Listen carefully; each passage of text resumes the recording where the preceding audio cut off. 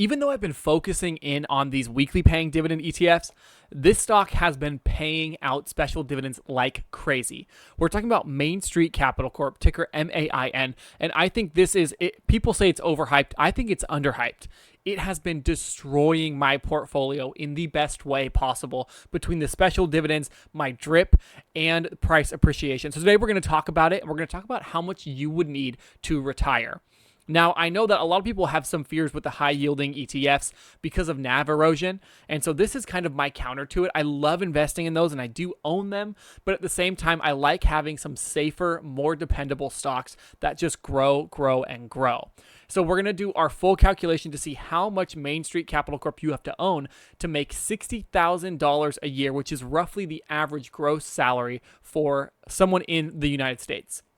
So if you guys are interested in this style of content, don't forget to like and subscribe. It helps out the channel a ton. We surpassed 3,000 subscribers, so now we're going towards 4,000, and I could not be more grateful for you guys, for the comments, for everything that you do. That being said, let's go ahead and jump right into this video. We are starting off on Main Street Capital's their website. This is the investor relation page. After this, we're going to jump into the dividend history and check out all those special dividends because they are pretty insane. From there, we'll go to a drip calculator and see all of how this has added up to this stock being absolutely phenomenal in my portfolio. And then we'll end with our calculation for making $60,000 a year from Main Street Capital Corp. So I hope you guys enjoy. Starting off strong, we can see that they have 194 cumulative investments. This is a BDC, which they can be a little bit riskier, but typically they have a higher dividend yield. Main Street Capital's yield is not crazy, but because of the special dividends, it gives it such a nice boost and the price appreciation. So you're getting all three factors that tie into how this stock is making you money. They also have $7.6 billion under capital management. So really, really solid. There's so much about this company. I've done a ton of videos on it, and so I'm not going to dive in too deeply. We can see, what they have with their industries, the geography of the company. They're all over the industry. This is beautiful. You have a full rainbow of all the different industries that they are in. You can see software, consumer services, IT, internet and catalog retail, machinery, so much. And so you can actually go onto their website and check this out for yourself if you do want to see all of their financial information, all of their returns. And we can even see this is probably total returns since main IPO, which was in 2008. So they IPO'd at a terrible time, but since then they are up huge.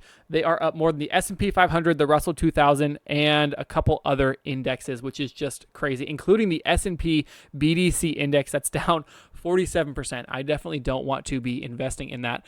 But one thing I want to note, per share, cumulative dividend of $42.63 since inception. That is absolutely insane. They are focused on their dividend. They have it on the front page of their website. They want you to know that they are a dividend-focused company, and they say it one after another with press, with all of their news releases, everything. And I really, really appreciate that as someone who's a long-term dividend investor growing my portfolio. I couldn't be more excited with that. So let's go ahead and jump into that dividend history and see exactly how much money this thing is paying out.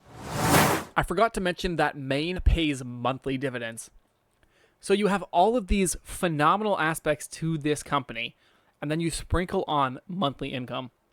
It's not weekly, I know that, but it's probably my top 3 investments. It's one of my largest investments just because of how well it has performed, and I'm very lucky that it's one of my largest because of the performance. So we can see here the dividends, all of these random ones sprinkled in here and there, those are the special dividends. So rough count, we can see 1, 2, 3, 4, 5, 6, 7, 8, 9, 10, 11, 12, 13, 14 special dividends since 2019, which is crazy. 6 years, they've had 14 special dividends. And these dividends, they're not small.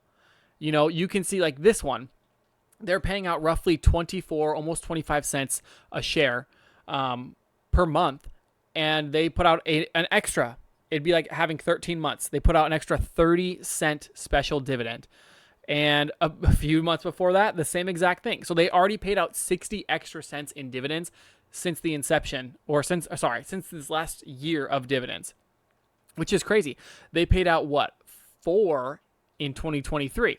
special dividend of 27 cents, 23 cents, 22 cents. And so it continues to go on. Now, their dividend scorecard, this shows that their yield is nearly 8%. So it has gone up since the last time I talked about this. Payout ratio, very safe at 68, almost 69%. I always round up, and there's always a 69 somewhere in these numbers. I think they do it on purpose. Anyways, so 5-year growth rate of 3.83%. I don't know if that's not including the special dividends, because you can't, because that would be absolutely insane. If we jump to the growth, we can see 1 year is 6.7. That's probably including the special dividends. The 3-year is a little bit lower, 5-year and 10-year really low, but they've really started picking it up recently, and that's why the stock has been doing so well. So all in all, it looks good to me. And now this is not financial advice, it's just what I like, but let's put it in a drip calculator and see if you guys think it's worth buying. I'm on dividendchannel.com. Their drip calculator is my favorite, although they have ads everywhere. It's probably how they make a little bit of money off of the site, which I understand. But we have Maine versus the S&P 500. It's not even close. Like, take this in for a second. Okay, total return. Now, this is from 2007 to current to 2024. Maine has returned 1,373.93% versus SPY's 412.88% of the same time period. This is not SPY all time. SPY all time is much higher. This is just showing since the inception of Main Street Capital. This is crazy. You're looking at 3 times the return, more than 3 times the return than SPY for this company. And what I really like, yes, it's jumped in the past couple of years, but it has been consistently growing. We've seen some downturn in the markets, and it has followed suit, but still absolutely phenomenal. And the average annual total return of 17.11%. We are going to use that in our calculation. That is the average return since the inception of this fund with dividends reinvested. And so we can actually see with dividends not reinvested, the average annual total return is 11.42% versus SPY's 8.78. So investing or reinvesting with the drip on has really, really helped Maine in the long run. So actually, instead, we're going to do the one with drip off because we're just going to calculate it for 1 year, so we're not going to include drip. So 11.42% is what we're going to throw in our calculator in the next portion of the video and see how much money we need to make that $60K every single year. So let's go right into that. Using MarketBeat's calculator, their reinvestment calculator, I've plugged everything in. We have Maine, we have drip off, we have monthly payments. And so the reason I have drip off is because you're going to be pulling out that money for income. You're not going to be using it. And I have taxes at 0 because I invest in a Roth account primarily. I have a number of other accounts. I went to the bank the other day. They're like, what are all your accounts? And I have like 7. And so they did not have fun putting all that information in. But I do all these challenges on here if you haven't watched the channel. And so that's why.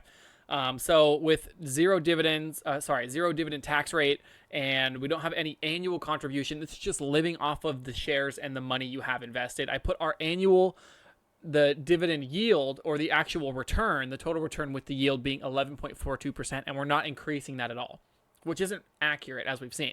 They have a good CAGR, compound annual growth rate, and they have a really, really good history of price appreciation, but we're not including that because we can't predict it. And so this is definitely an assumption. It's not for sure math, but looking at it this way is the easiest way to do it. So if you had bought 100 shares, which my goal is to get up to 100 shares, you would have invested about $5,000, $5,200, and you would receive a dividend of just under $600 a year. So total dividend payments over 1 year, $593, which is good. That is solid. Like I said, it's a safer stock. It's definitely what you need, but we need this to be $60,000. So we're going to jump this up. Let's go to $400, not $1,400. Sorry, 400 shares and see what that would get us. Good, 2,000. Still, we're not even close. We're not even close. So we can see ending balance. You'd have $20,000 invested in your 400 shares. Let's go to 1,000 shares. At 1,000 shares, we're so close. We're off by 1-0. So you have $52,000 invested. You're getting almost $6,000 a year, which would be perfect if we were just trying to get $6,000 a year, but we need $60,000. So I'm going to up it 10,000 shares, which is $520,000, get you $60,000 a year, which is wild. That is just, it's insane to me. And I know that that's a ton of money. That's more money than some people will ever see. But the reason why I think it's insane is when you're looking at these lower yielding companies like Johnson and Johnson, Apple, all these that have a 1 to 3% dividend yield, it takes $2.5 million to get anything like this. So for people that maybe are more aggressive, typically younger investors are trying to grow their balances faster. And some older investors are like, I have this money, I want to invest it, and they're okay with higher risk. And that's perfect. That's what I like to do. I like investing at higher risk, and you've probably seen that on the channel with some of the returns I've gotten and some of the losses I've gotten.